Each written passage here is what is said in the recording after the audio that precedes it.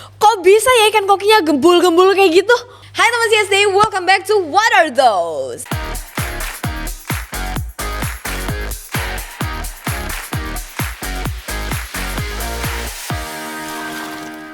Nah pastinya buat teman CSDI ini ya, pasti menjadi suatu kebanggaan tersendiri kalau misalnya ikan koki kalian ini jadi gembul ataupun berkembang dan bertumbuh besar gitu kan. Buat teman-teman CSDI yang pelihara ikan koki pastinya.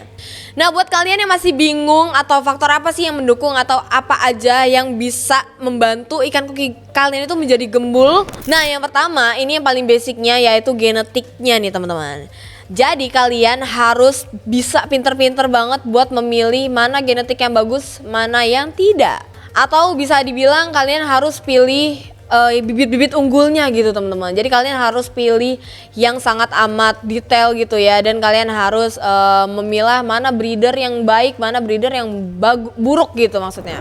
Dan poin terpentingnya nih ya teman-teman harus catat karena kalian harus menghindari inbreeding. Karena mencegah perkawinan sedara itu bisa menjaga kualitas dari ikan-ikan koki kalian sendiri.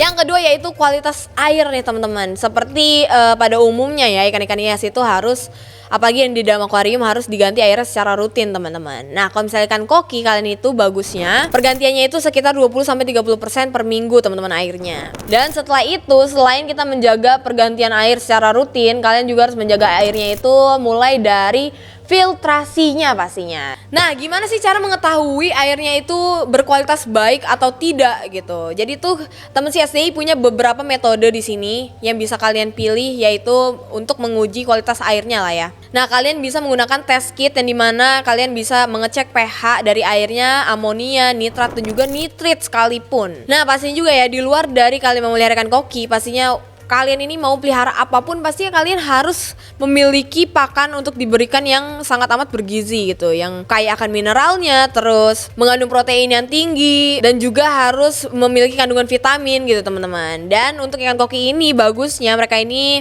makannya itu cacing darah, terus juga kutu air, bahkan pelet pun masih bisa tetap kalian kasih makan dengan protein yang tinggi tadi teman-teman. Oke, sekarang kita masuk ke poin yang keempat yaitu dimana tentang lingkungannya nih.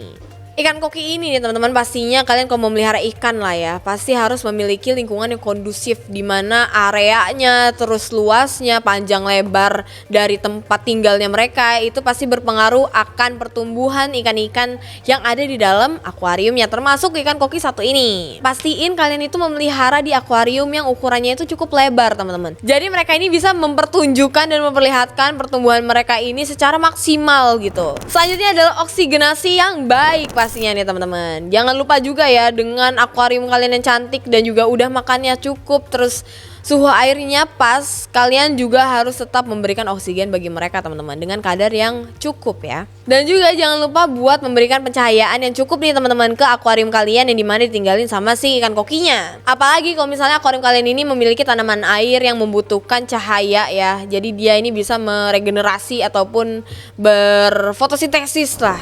Dan poin yang paling terakhir nih ya nomor 5 adalah kesehatan yang sangat amat penting bagi ikan kalian teman-teman. Mengkarantinakan ikan yang baru aja kalian beli. Nah ini tuh sangat amat penting banget untuk kalian benar-benar mengkarantina ikan kalian di akuarium yang utama, baru kalian lepaskan di akuarium yang kalian mau gabungin gitu sama ikan-ikan yang lain contohnya. Karena dengan karantina ini kalian itu bisa mencegah penyebaran penyakit teman-teman, karena kita nggak tahu kan apakah yang ikan baru ini kuat di dalam akuarium yang baru atau enggak, ataupun sebaliknya. Dan juga teman-teman harus secara teliti nih dalam beberapa kali gitu harus melihat gerak-gerik dari ikan yang baru gitu. Jadi kalian harus lihat ya apakah ikan yang baru ini agak oleng ataupun sakit.